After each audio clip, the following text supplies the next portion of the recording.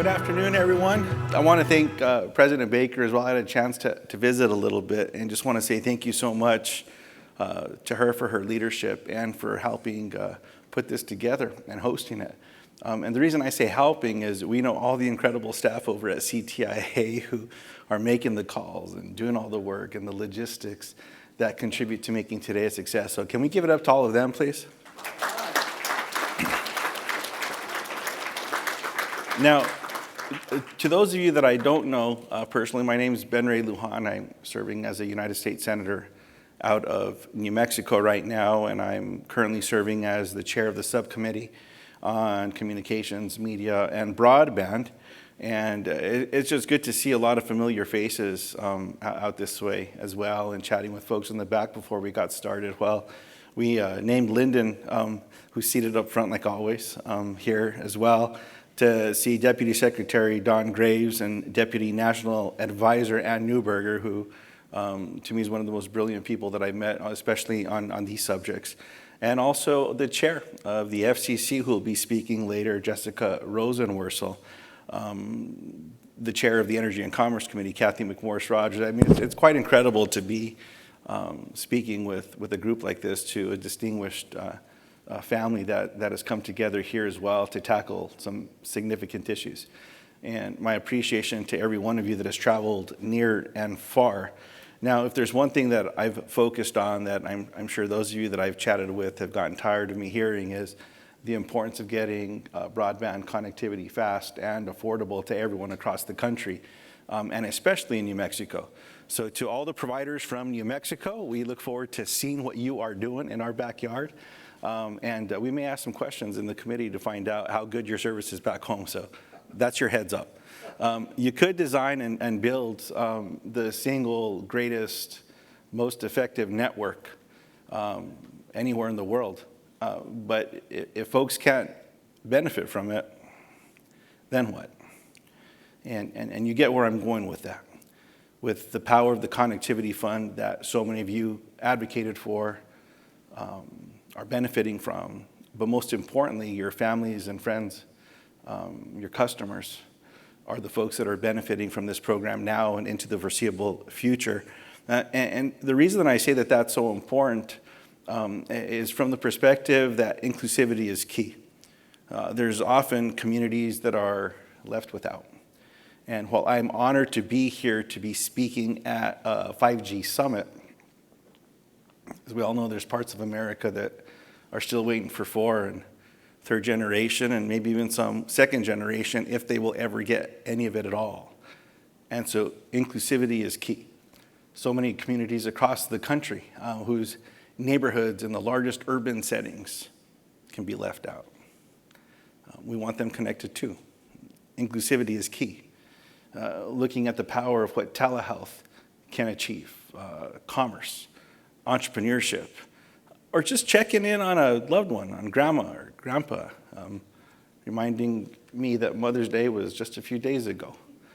There's something powerful about not just talking to someone, but how the world has embraced the power of seeing someone when you're talking to them. It's empowering. It's also good for mental health. It probably is good for holiday gathering too, because if you've not been talking to mom, if you're blessed to have mom still, it might get a little uncomfortable. So if you haven't, you better pick up the phone and make a phone call. 100% connectivity. With all the challenges that currently exist, the need for reauthorization around spectrum and disagreements that are somehow eluding a solution that should be solved, creating more and more challenges and problems, not just short-term, but potentially long-term. Those that are currently sitting on licenses that have already been voted on, but are not able to do much work.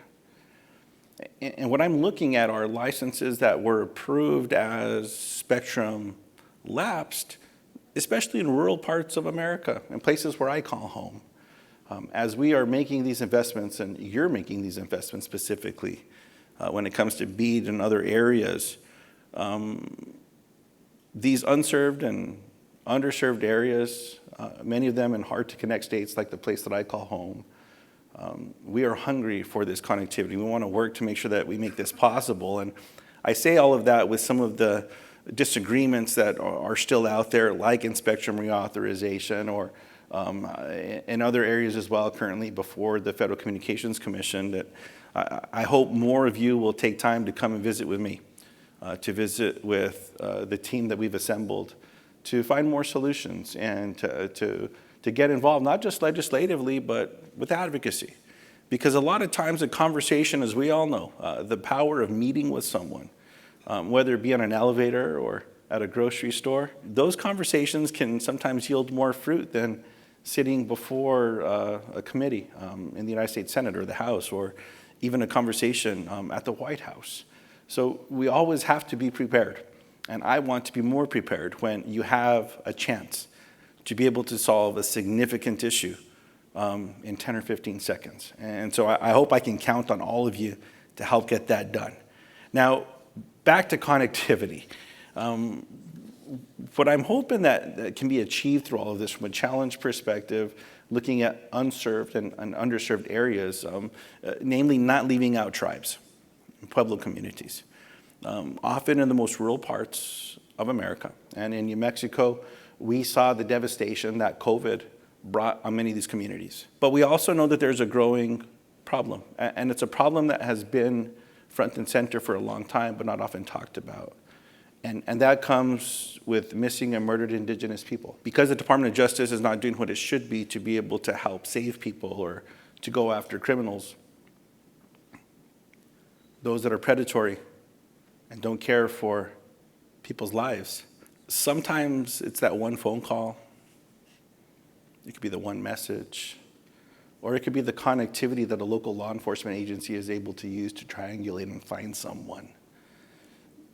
You building these networks is life-saving in many ways, but especially in the one that I just described, where in too many parts of New Mexico and across America, someone that faces the worst fear that they could in their lives may not be able to contact someone to help save them. And the work that you're doing is not only going to give them a tool, it's going to save more and more people. That's why it's so important not to leave out communities as I just described, with Native American, tribal, Pueblo communities throughout America.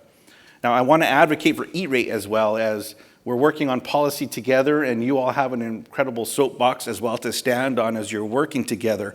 And it's from this perspective, with expanding access to E-rate. My guest to the first State of the Union was a young student by the name of Helene Archuleta from a small school district in New Mexico, who also lives on the Navajo Nation. She was one of those students that was doing work from parking lots, trying to find a hot spot or some local business that might leave its Wi-Fi on.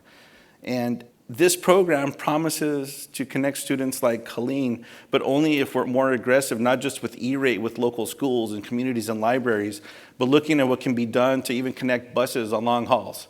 And it's been an honor to be able to work with someone like Senator Lindsey Graham on an issue like this, working with the chairwoman of the FCC to make this possible. Because where I live, students ride on a bus 1.5, 2 hours one way.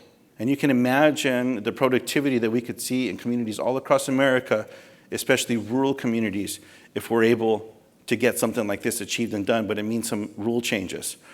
Lastly, I want to say, as we talk about the Connectivity Fund,